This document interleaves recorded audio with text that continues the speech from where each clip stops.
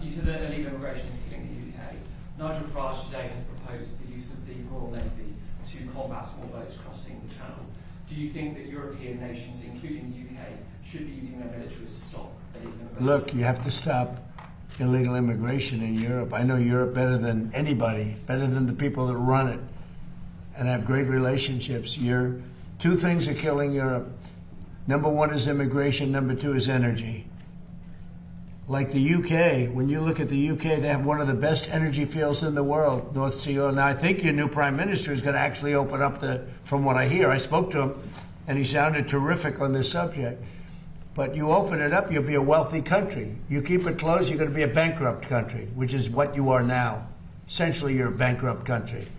You have one of the greatest energy fields, the North Sea oil, one of the greatest fields in the world. You know, the UK buys its energy from Norway, who gets the energy from the North Sea, from not as vibrant a part of the North Sea oil was.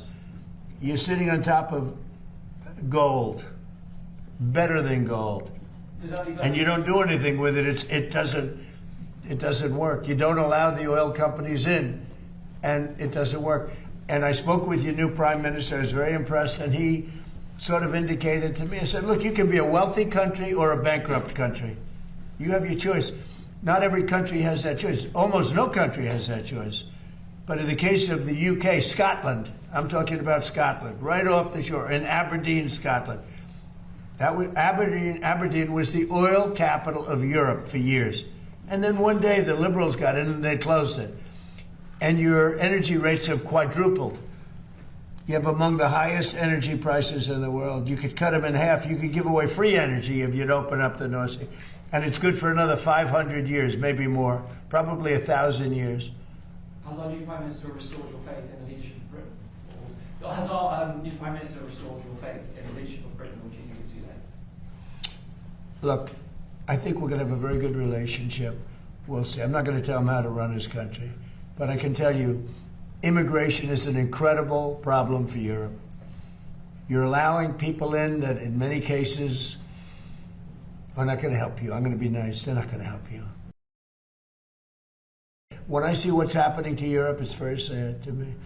But they have a problem with immigration. They have a problem with energy. You have windmills all over the place. Windmills, you lose your shirt. Any country with windmills is a loser, okay? You just have to look. If they have windmills, they're a loser. Because you lose money with windmills.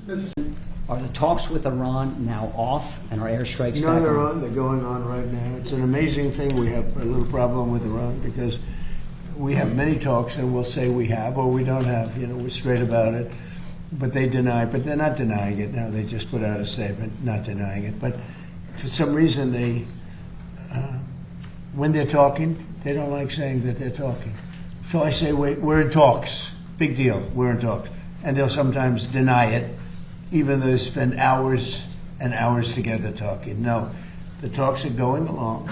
We're going to hit them very hard yesterday, very, very hard, harder than any attack. I think I can say, General, from a point of knowledge, any attack since World War II. That's pretty big. And we were set to go, and they called. And in addition, Saudi Arabia called, and UAE called, Qatar called. Got calls from numerous people. I don't want to use the word begging, but some were. In particular, Iran did not want to be hit. And they said, we want to talk. We want to talk about the Strait, but more importantly, from my standpoint, we want to talk about the denuclearization of Iran. Because it's what it's all about. This is why I'm doing this. If we're not talking, when you ask me, no, we're not talking, I'll say it.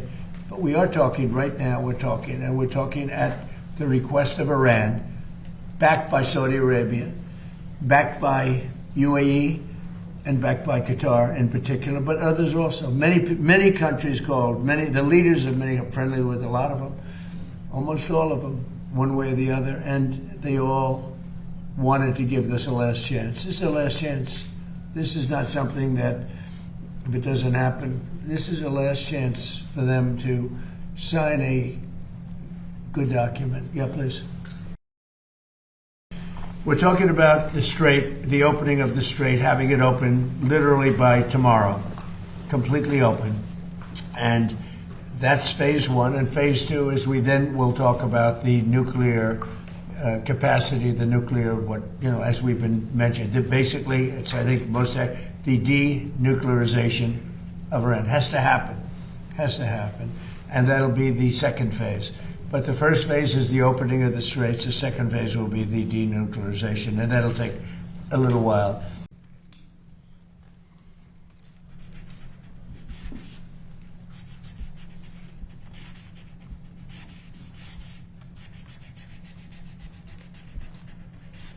Okay, that's a good one. So today, I'm signing an executive order to establish the first ever presidential military spouse commission.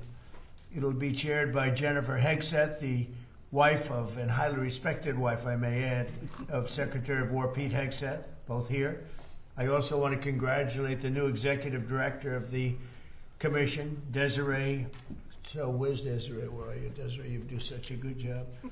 Desiree Thompson-Sale, along with new commission member Christy Mullen, wife of Secretary of Homeland Security, Secretary Mark Wayne Mullen. You deserve it, Ted, too.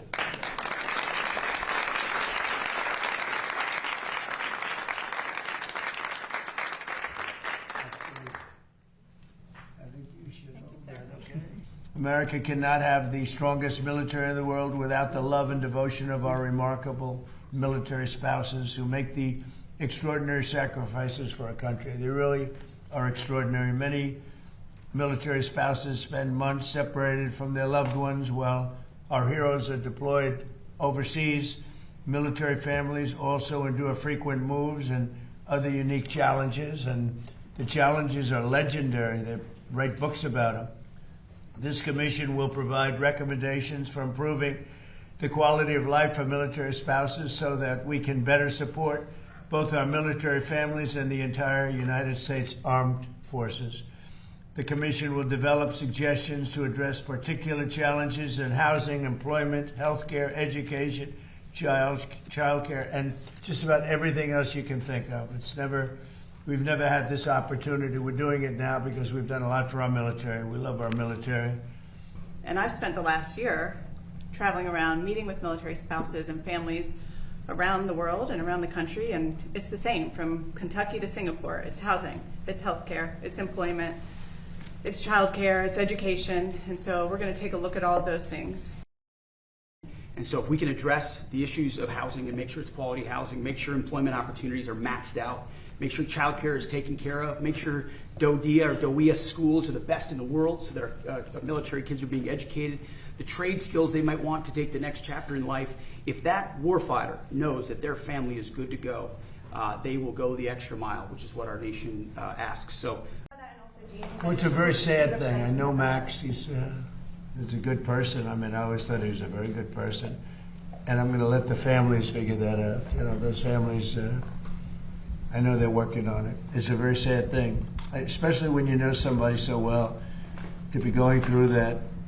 But it's accusations, and I'm going to let them figure that out. Yeah, please. On the fun, these were people that were treated unbelievable. 22 suicides, more than that, I think. Look at Ashley. Look at so many other things that happened.